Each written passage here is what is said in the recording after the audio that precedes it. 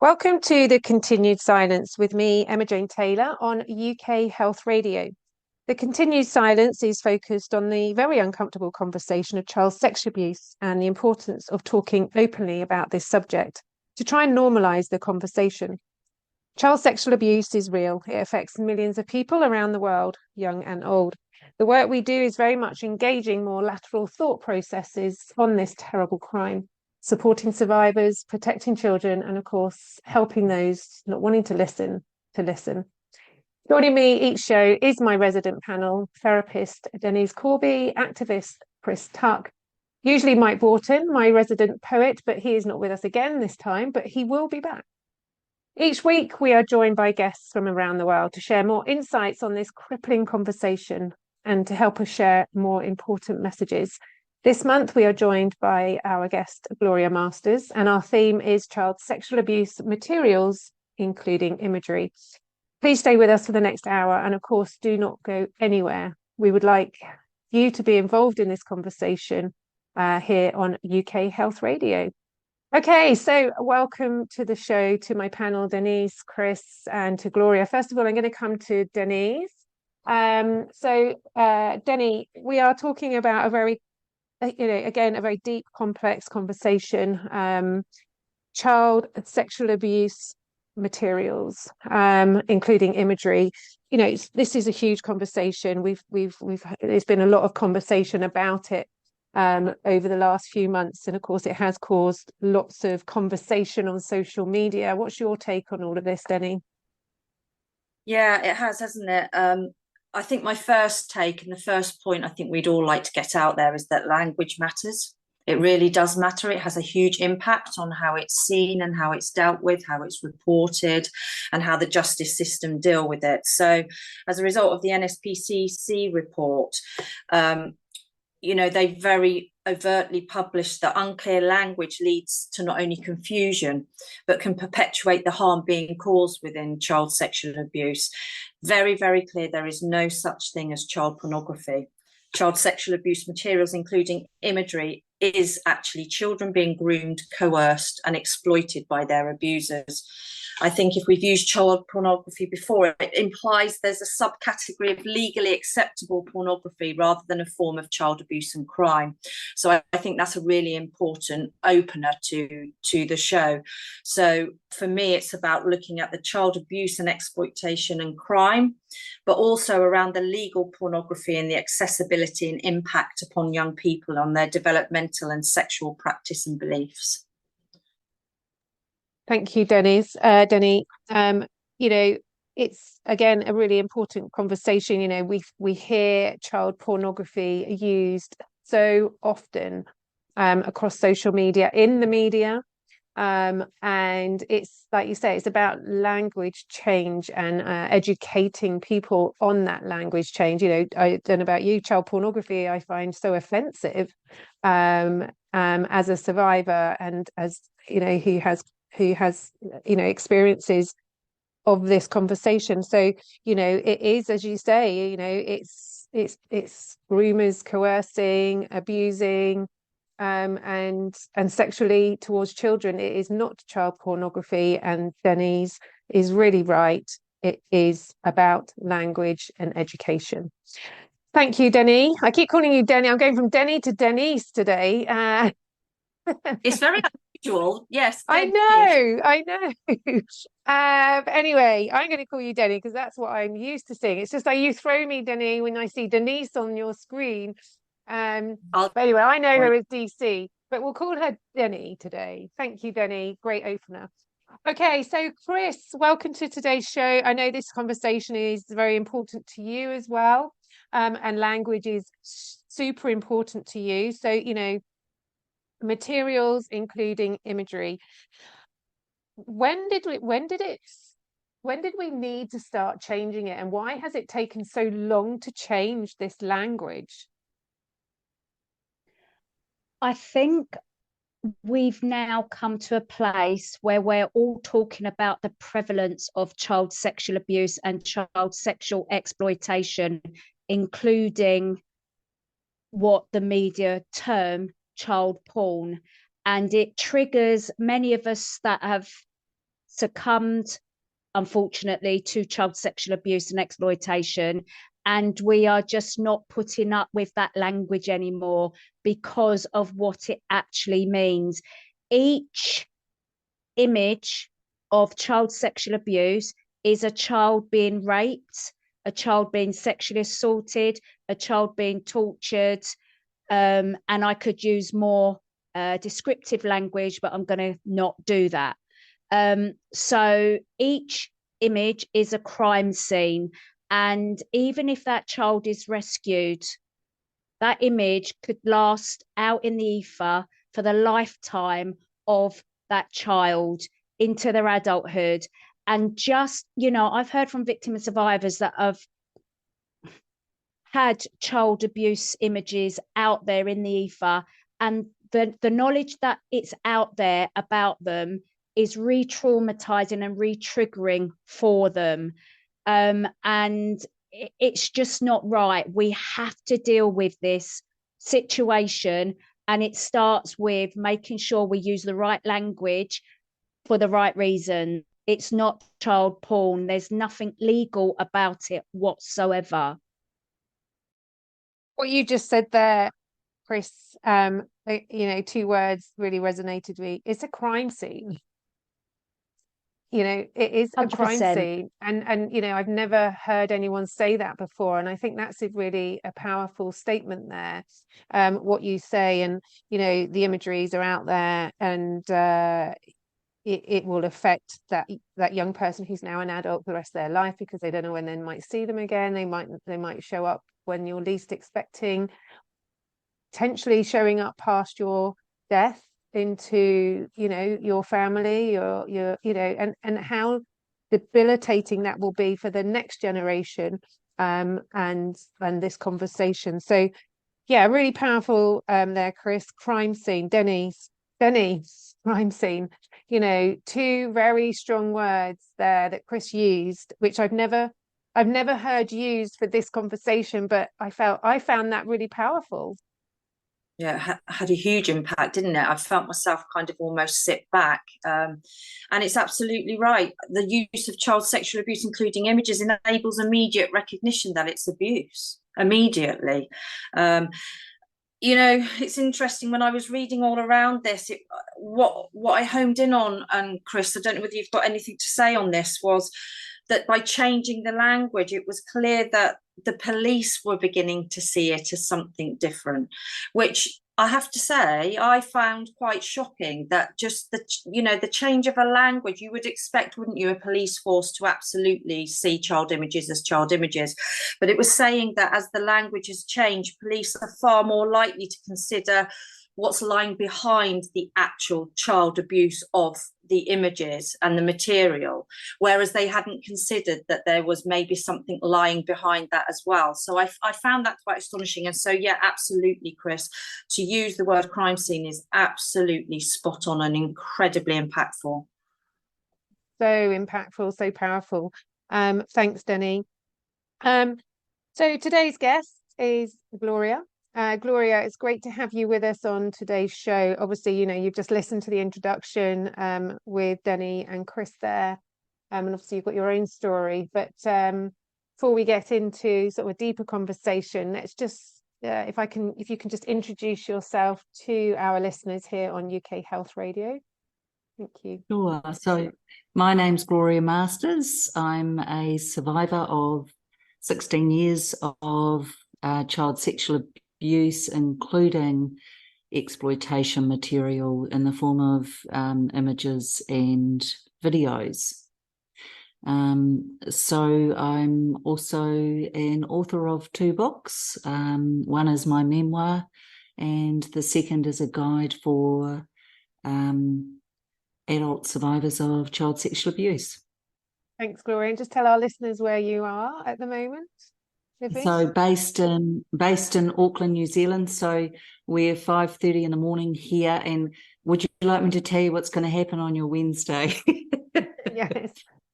So obviously these shows go out throughout the month, but Gloria is in New Zealand, and isn't it great that we are reaching such far, faraway places with the work that we're doing and connecting, and it becomes a bit of a, a puzzle, or, we're all connecting together and becoming one voice, which I think is a really important part of certainly the work that we do here on UK Health Radio. So Gloria, thank you for joining us.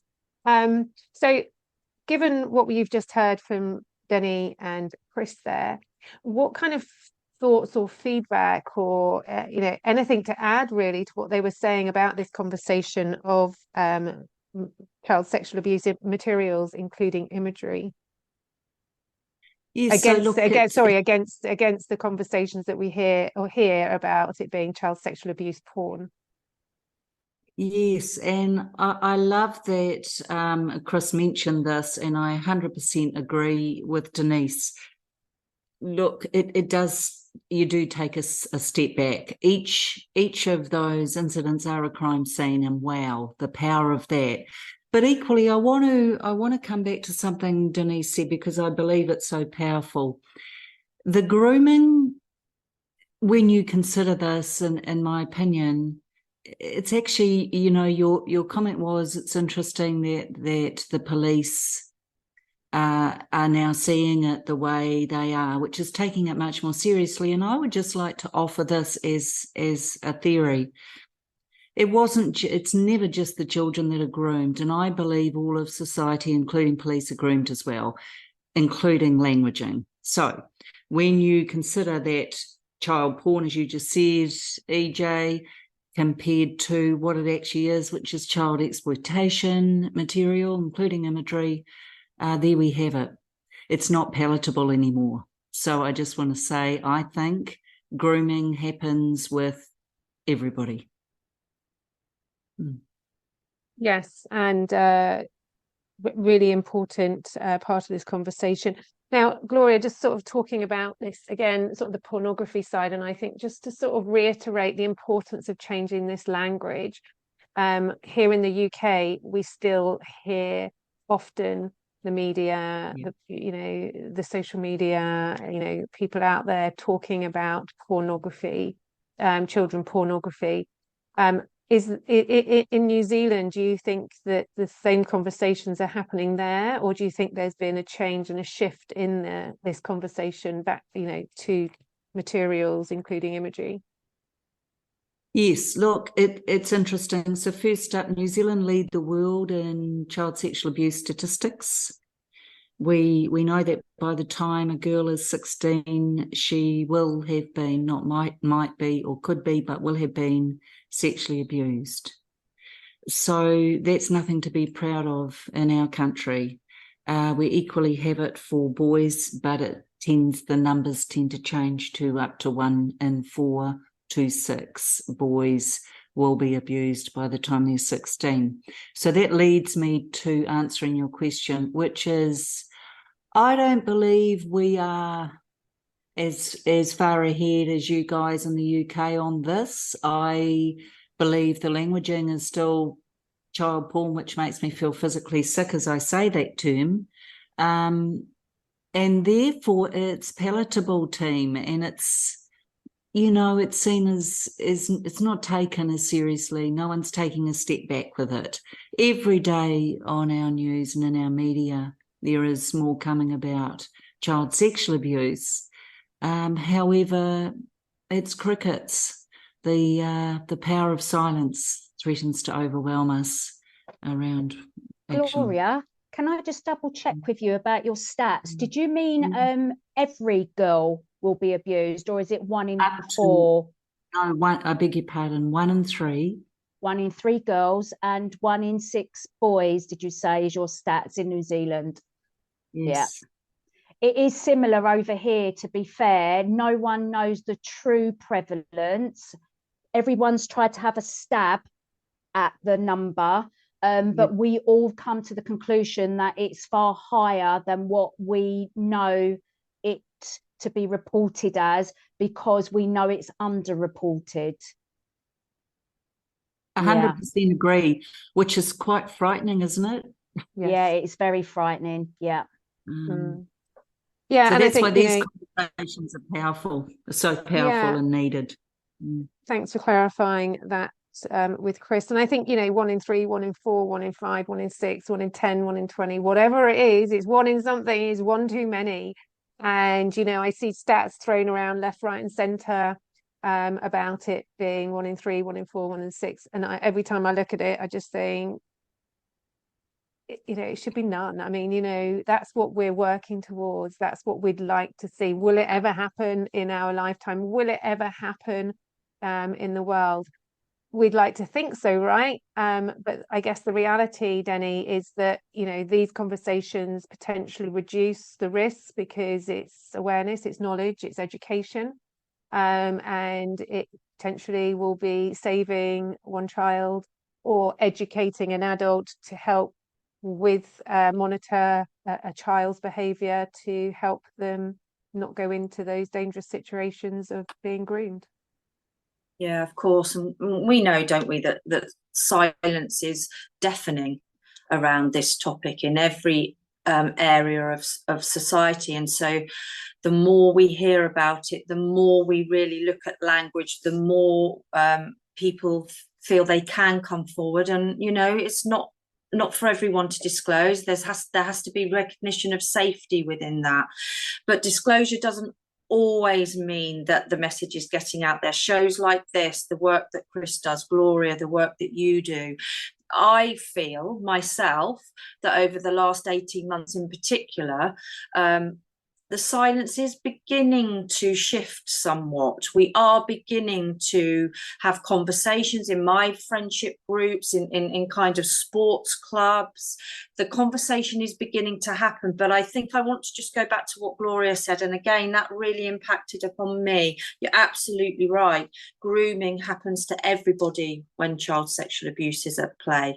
And I think that was really, you know, we've got the crime scene and the grooming of everybody. They're two really powerful statements. When people say, how come it's still going on? How come we're beginning to, you know, have the realization of how widespread it is? It's for those two reasons, isn't it? That we've covered up the crime scenes and there's grooming of everybody.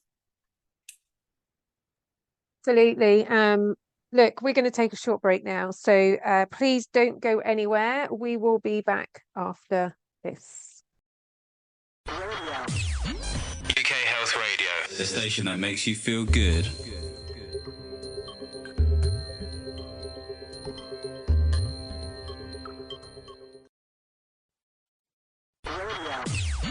UK Health Radio, the station that makes you feel good.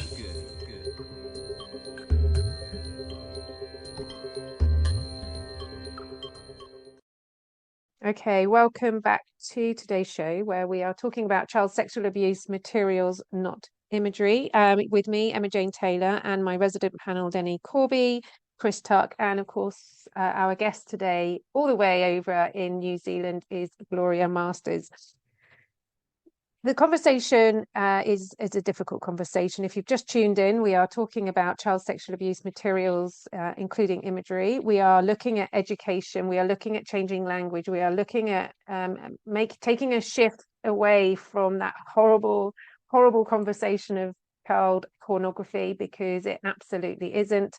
As Chris said in the first part of this show, these imageries are crime scenes. I mean, I found that quite overwhelming just to hear that, and I think that will sort of stay with me forever now, Chris. So thank you for that, because we always live and learn, don't we? We're always growing, we're always finding new ways. And, you know, Gloria said, you know, anyone who's been sexually abused will have been groomed as well. You know, that again, like Denny say, was two very powerful things already from today's show. So thank you, ladies. It's been a great sort of start to today. But Gloria, just before we sort of carry on with this conversation, you work at Handing the Shame Back, which is the work that you're doing over in New Zealand. So do you want to just share a little bit about that with us, with our listeners here? Great, yes. So I am the founder and CEO of this charity and established this last year because I became aware through interviewing survivors on my YouTube channel of the same name that there was not a place for people to safely share. And don't get me wrong, we don't need every survivor out there to come out and be on a public platform. There are 150 different ways to share. It's simply for those that felt they would feel really empowered and emboldened to be interviewed about their story, which, as we know, if we hear a story, it gives us permission then to share ours or feel affinity and equally less alone. So my charity is established to provide support and resource for the up to 1 in 3 adults wandering around the planet who have experienced this. And although child sexual abuse is unacceptable, I want to put something out there, team, which is there seems to be a tacit permission, and just breathe through this, because there's not a huge reaction. Every day in our country, we have story after story after story around a child, a girl, a boy being abused, or a court system addressing that. But where's the outcry? And that's why I call this a silent endemic, because this is an endemic. Where is the nationwide movement? Where's the global movement on this? And that's what really concerns me. It's almost now, in my opinion, people have become really desensitized to this. It's, oh, did you see that story about Dilworth School? Yeah. Next. Yeah, Gloria, that's really interesting, because I had just written down as we were going along the word normalizing. And here we are, you know, quite rightly wanting silence to be lifted and for the conversation to open up. And yet you've just described, which did take our breath away a little bit. You know, I was holding my breath when you were saying it's not really having the impact. It's become part of the daily news. And I wonder whether that's because there's still a turning of the blind eye of the real impact on the victim. And then it's a news story. And I know Emma Jane is all over social media with this. We see the perpetrator, we see the story, we don't get to see the impact on the victim. And I'm wondering whether that's got something to do with that there's not this outcry, the victim's kind of forgotten, pushed aside. And you know, just jumping in there on that conversation, there's been a story here in the UK running where a rapist has been given punishment of odd jobs here in the UK for raping a girl, and he's appealing that. But the fact that he's allowed to appeal that odd job punishment is shocking, and it just riles me. It gets me so angry, because as we all know, behind this story is a victim, and the impact on the victim is exactly what Denny was just saying, and that's what we need to do about changing the conversation. So yes, lifting the lid on the silence, or like you say, Gloria, on the 1 in 3 bobbling around the world in silence, suffering. Yes, lift the lid on that, but the impact of that and the reality of that needs to be continually shared. And I think just by hearing Chris say it's a crime scene, I would say I feel that that's really impactful, but maybe that's just me. But maybe that's work that Chris can do in her role as an activist on those 2 words, so people can recognise the impact on the victim and what they will have gone through in life. And I think that's exactly, Denny, where the conversation needs to change. You know, like you say, I do a lot about this conversation, but I get totally hacked off with the fact that governments across the country have processes, there's laws in place for a rapist, a rapist who's been charged, to now appeal the fact that he's been given odd jobs as a punishment. As far as I'm concerned, he should go to jail for life. But the fact that he's appealed it, and not just him, hundreds of people like him have been allowed to appeal a sentence. And that's where there's got to be a big shift. And I suppose that's the next layer of these conversations and the change that needs to happen. I'm going to just calm down for a second, because those conversations get me completely riled up. So look, Gloria, the work that you're doing, handing the shame back, is a really vital project that the world needs to hear and understand more of. So you've got a YouTube channel, you are an author, you are a survivor. Your key messages are that you're not alone, that there is hope after child sexual abuse, and I believe you. And I think the I believe you 3 words are really, again, a powerful conversation, and I think a show on its own, because, you know, we all know how important it is to lean in and listen. In all the years I've been here listening and supporting people behind the scenes and in public, you know, those are the 3 words that often get left off, because people don't really believe that someone has been sexually abused by their partner, their friend, their son, you know, their aunt, their sister, whatever. People just don't believe it. But I can't imagine anyone who would make that stuff up, right? Who would then go on a journey to advocate or become an activist, or, you know, do a lot of work in this field for the sake of it. So how do we turn that conversation around, Gloria?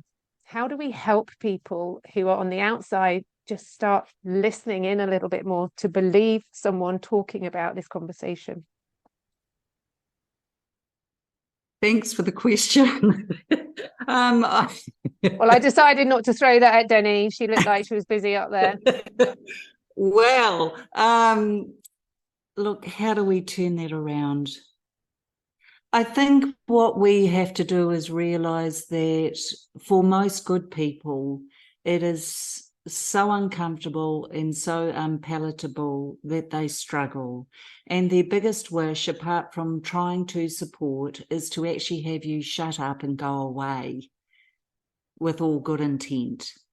And it ties in nicely with what Denny just said, because I just want to come back to that. I think it's crucial, Emma Jane, that when we look at why the impact is not necessarily seen out there, it's because of adult survivors like ourselves.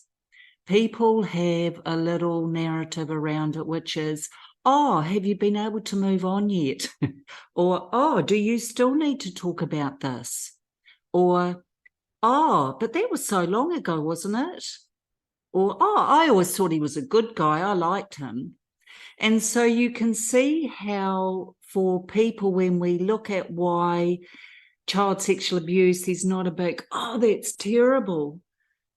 A, because there's so much of it coming through, but equally, Denny, I don't believe that people see the impact, because, again, just breathe, people don't want to, because they don't know what to do with it. And I think there's so many layers to this, that the education. Go, Chris. I think it's also so prevalent that it's been normalized, especially if it's generational, it's gone down through families, that, for example, my mum's dead now, she's no longer here, but part of the conversation I had with her before she died was about her protecting her children. And she said, well, it happened to me and no one was there for me. That speaks volumes to me when I unpicked it, because she was almost saying, well, it happened to me. I didn't, not that she didn't see anything wrong with it, but, you know, why are we kicking up such a fuss with her and holding her to account when it happened to her? It doesn't make it right the way that she responded, but I just think it's so endemic, so prevalent. I think there's just apathy towards it within society. And I'm like you, Gloria, I can't put my finger on why we ain't got this humongous, like, volcanic eruption against it, and why isn't everyone up in arms, and why isn't everybody dealing with it? And I've tried to really reflect and understand the reasons why, and that's all I can come up with at the moment, is that there is apathy, and also people are like, well, what do we do with it now? You've told us what do we do with it? So there's, I think, a mixture of all of that going on. So, these conversations, obviously, we're here to talk about child sexual abuse material, including imagery, which shows that a child has been engaging or exploited with child sexual abuse. And of course, if we come back to that, and then this conversation that you were talking about here about the lack of interest in these conversations, the lack of reality about the fact that those are crime scenes, the impact on the victim, and we sort of bring it back in and start looking at it. How many people out there listening to the show might be thinking, actually, I've got some images out there or some video footage that I don't know where it is.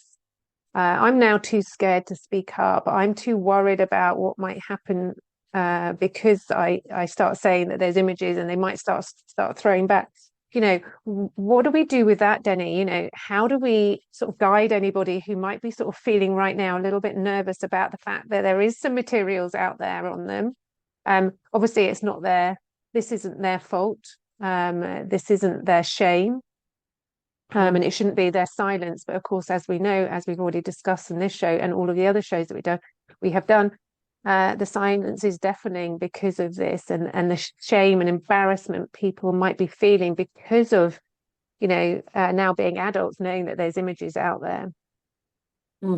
Yeah, absolutely. And I guess the answer to that is, it will be no surprise to you that there is safe space. And I don't mean that everyone, exactly what Gloria has just said, not everyone has to stand on a platform, not everyone has to have a public presence.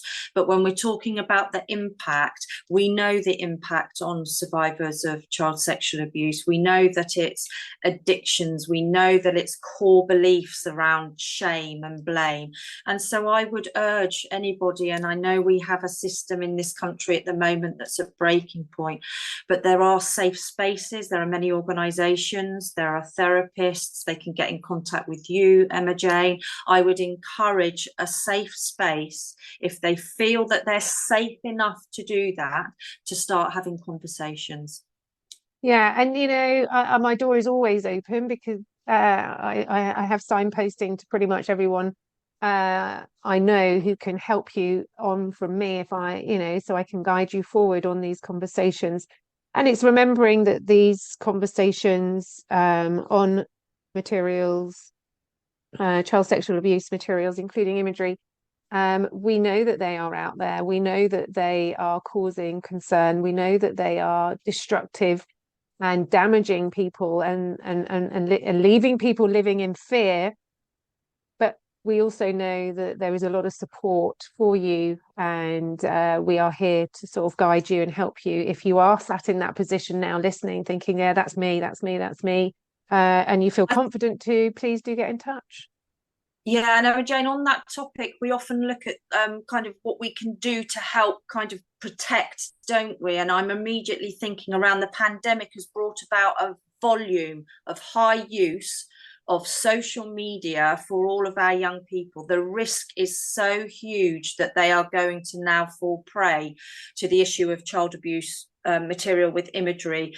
The access perpetrators have to young people's bedrooms daily is a huge piece of work I do when I'm in schools, around speaking to parents who have this sense still of it happens to other people, and it's still the white van. And when I sit with them, and I've said this, Emma Jane, on many occasion, how many people would ring the doorbell and say, can I come upstairs and see your 7-year-old? Yes, of course you can. That is exactly what they're doing every single day when they aren't monitoring the social media. And I think, for me, we are going to see an increase if we do not get a grip of young people's use of social media. Chris, your hand's up. I know you'll have something to say on that. Going back to this culture of apathy and normalization, the child sexual abuse imagery and materials has absolutely exploded because of what you just described, Denny. But it's all in the stats as well. So if you go to the Internet Watch Foundation's website, for example, who deal with trying to take down these kind of damaging materials, it shows you the explosion. It was like 700% increase within 1 year. Yeah. And unless we call it out, unless we demand that action is being taken, and we call out, you know, the language use, child pornography, we're not accepting it, because that's not what it means. Unless we explain and raise awareness of the impact, society is not going to get it. So we're going to have to keep banging the drum and keep banging on the door, literally, to make to have a sea change in all of this. I agree, Chris. And I had a really quite shocking case around a young person in a primary school who was playing gaming. I'm not going to name what channel. And through that game, and speaking and chatting through a game of a well-known fairy tale world, the perpetrator managed to get the colour of the uniform, the school, this disclosure of a school trip, and very thankfully the police managed to, on that day, the perpetrator was there waiting for the young person coming out of the school. But that was through a very seemingly innocent, under 7 years old game on the internet.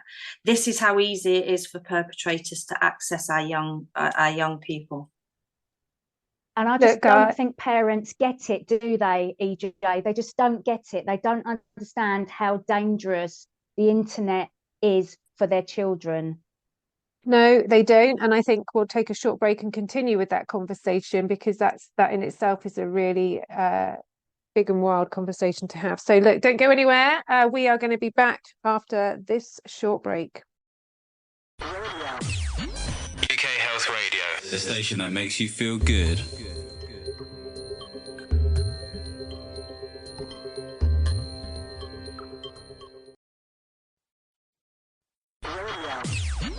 UK Health Radio, the station that makes you feel good.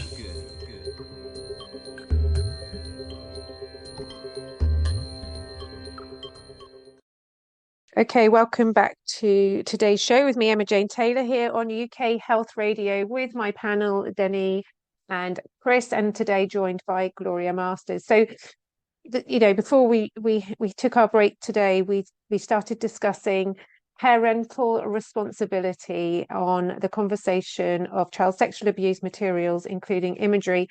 And Chris just brought it up there before we went to the break, how parents are potentially not seeing the greater picture of what is going on in the online world, social media, on this conversation. So Chris, I'm going to bring you back in there.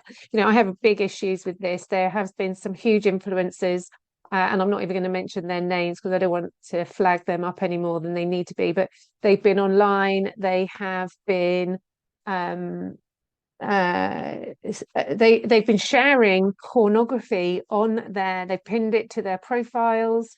One of the guys involved has actually now gone to prison, which I have I don't drink, so I cracked open a bottle of fizzy water that night, because but this shouldn't be a difficult conversation to have. We shouldn't be allowing anyone to pin pornography onto their profile. And then when you look at that person who is suddenly become an influencer, who is followed by millions of people, and you know, we've got the Andrew Tates of the world as well now. You know, how come that is allowed? How come people aren't closed down immediately? How come they're not cancelled? You know, people are getting cancelled for the most ridiculous of things on the internet.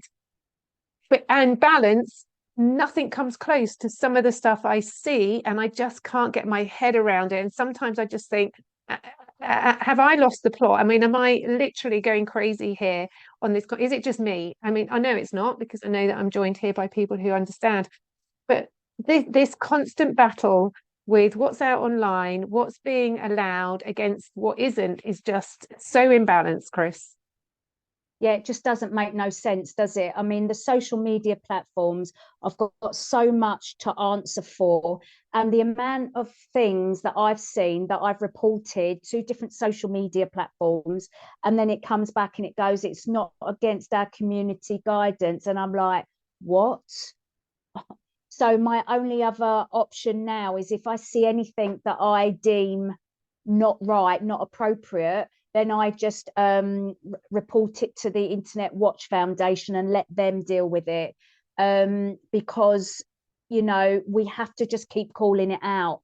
But, you know, Simon Bailey, who used to head up Operation Hydrant, he said all those years ago that we can't arrest our way out of child sexual abuse images because it's so vast.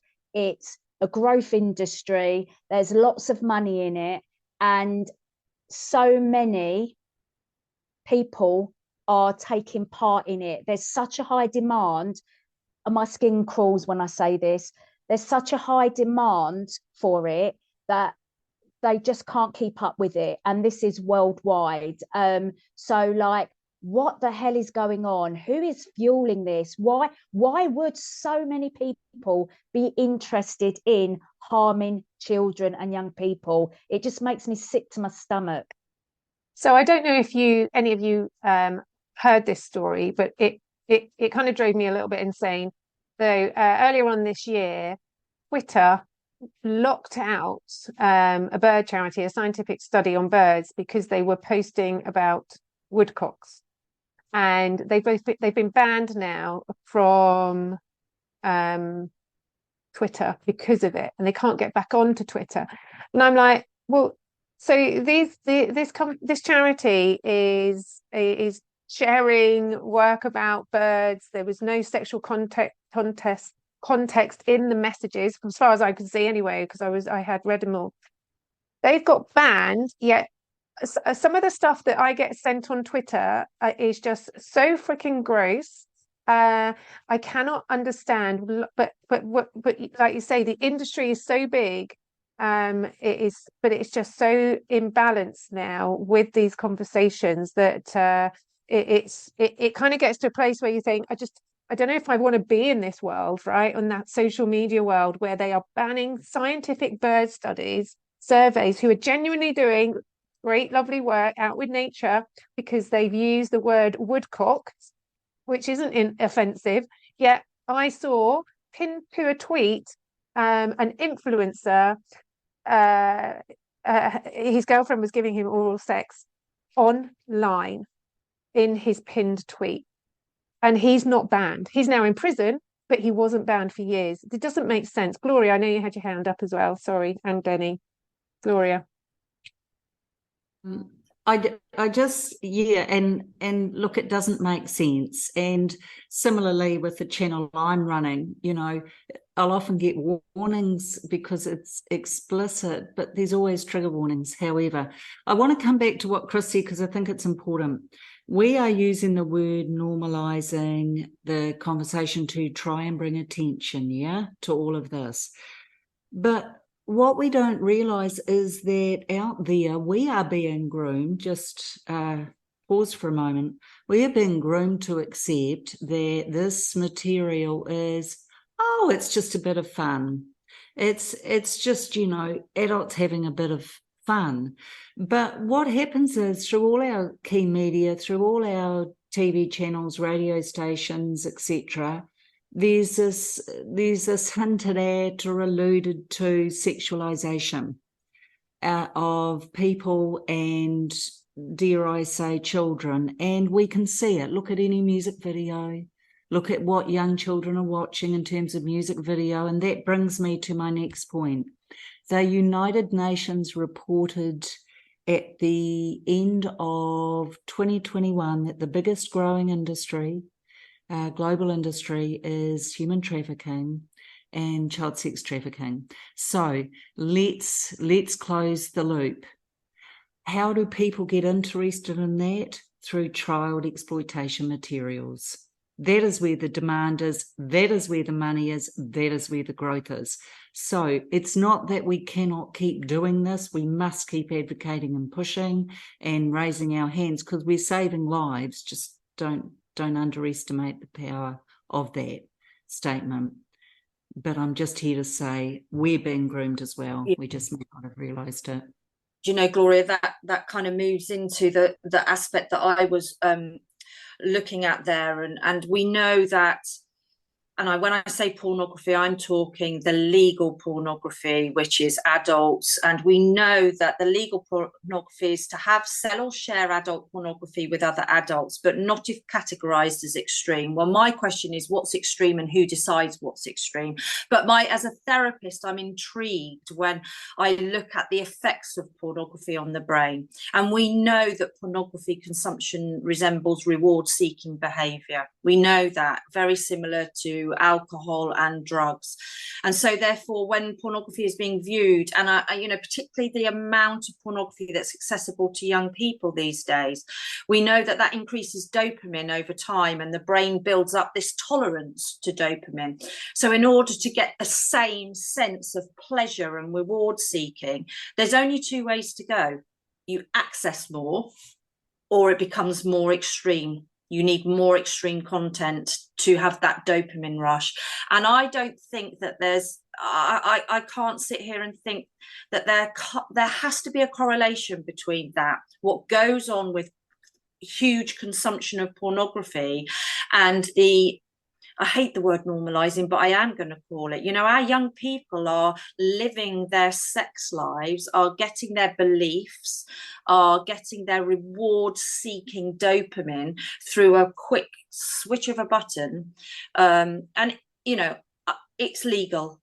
But I have to say, most adult porn that I've been around is also abusive, brutal. We could go on forever around the women that are being used within the pornography industry. But for me, I think we are such on the rise with extreme sexual abuse and material and imagery, that are we seeing a generation that have just gone into more extremes because of the dopamine that they're getting in order to kind of have that reward-seeking behaviour? I think there's a whole number of reasons, but it's really worrying. It is worrying. And I think just sort of going on from that, you've got also, we talked about the entertainments. We've talked about artists out there who are, very vocal and expressive with how they're feeling. Now, are they doing it for their audiences, or are they doing it for themselves? And I think, there's kind of no restriction on some of these young performers now who are out there expressing themselves, but in such a way that I truly believe, as someone who works in the industry, it's beyond. This isn't expressing yourself. It's going into other areas of conversation where I think, we need to look at and, have bigger conversations about, because you've got the young people out there influenced by the entertainment industry, the Andrew Tates, the influencers, online world, pornography, TikTok. It goes on and on and on and on and on. Children are hugely influenced by so much, and I sometimes feel, and and I might be wrong, but I sometimes feel these influencers, these high profile people, celebrities, it's almost like they're after their biggest 2 minutes of fame with everything that they're doing, without any consideration for their younger audience. And they don't need any more fame, right? But it's just having that headline in the front newspaper and to be all over social media because it's challenging and it's conversational, and it's damaging, and I get so frustrated by that. And I think, those are the conversations with what we're talking about here today that we need to look at. But of course, that is a huge conversation in itself, and we don't have all the time in the world. But Denny, I'm going to just come to you now on that note to start summarising today's show. Okay, well, I think we've established, haven't we, that at the top of all of this conversation is that there is absolutely no such thing as child pornography. It's absolutely child sexual abuse. It's a serious crime, and we know that reframing the language we use around child sexual abuse materials and imagery better enables professionals to trigger the appropriate child protection response. I think we've already explored, haven't we, that we all feel that, I mean, that crime scene, I can still hear it ringing in my ear, Chris. I mean, you know, that's a really great example of the power of language. How can you not confront? It's so much harder to turn a blind eye, isn't it, when, you know, that kind of language is used. And again, for me, I think that the conversation is out there, but we are still seeing a far more narrative on the perpetrators. We don't really get to hear about the victim and the impact that it's had on the victim, understandably so. I mean, at the point that someone's being charged or sentenced, I mean, the trauma that victim is still in, of course, there's not going to be the flip side of that story told. But I think we need to maybe try and find a way where, in a safe space, that impact can be spoken about. And again, I think for me, I worry about the normalization of pornography on our young people and how that then is going to perpetuate further on down the line. Thank you, Denny. Great summary there on a very difficult conversation. So thank you very much to Denny. If you'd like to connect with Denny, you can find her on Twitter. She is at Denny Counselling, and that is DENI, no SE, Denny Counselling, CONSELLING. That's at Denny Counselling. You will find her on Twitter, and on Twitter, then you can connect with Denny all around all her other websites and other social media. Chris Tuck is on Twitter at Chris Tuck _WWHF. That is Chris Tuck _WWHF. And my guest today, handingtheshameback.org, is Gloria Masters. So please go to her website, handingtheshameback.org, because she has got a fantastic website with so much detail on there of all the work that she's doing over in New Zealand. It's been an absolute pleasure to have you here with us, Gloria, today. So thank you very much for getting up early, for one, and being a day ahead of us. I mean, that's just so cool in itself. That's a thing. So thank you very much, Gloria. You're ahead of us in so many ways over in New Zealand. Thank you very much for coming on. So I'm just going to ask you all, we've got literally like a minute and a half to go. Just one word from all of you to describe your feelings towards today's show. So let's start with you, Gloria. One word. One word, Gloria. Hope. Hope. Thank you. Chris. Worried. And Denny. Impactful. Yes, and I've actually felt really inspired again by so many things, and certainly by what Chris has said, that this is a crime scene. And I hope to see Chris around on that conversation, because I think, you know, that you've got such a big conversation there, Chris, and thank you for sharing that with us. Well, look, we are coming up for the last few seconds. I get in a lot of trouble if I go over. Thank you very much to everybody who's come onto the show today, to Denny, to Chris, to Gloria, and for trying to normalize such a difficult conversation. You know, like we're trying to do, is trying to get these conversations out there. The more we engage, the more normal they do become, even though still very difficult. Thank you also to Johan and the team behind the scenes here at UK Health Radio, to Christine and everyone else who makes this show happen. You're all amazing, and we are blessed to be able to have you, to be able to share this show on UK Health Radio. So thank you very much. Until the next time, goodbye and stay safe and well.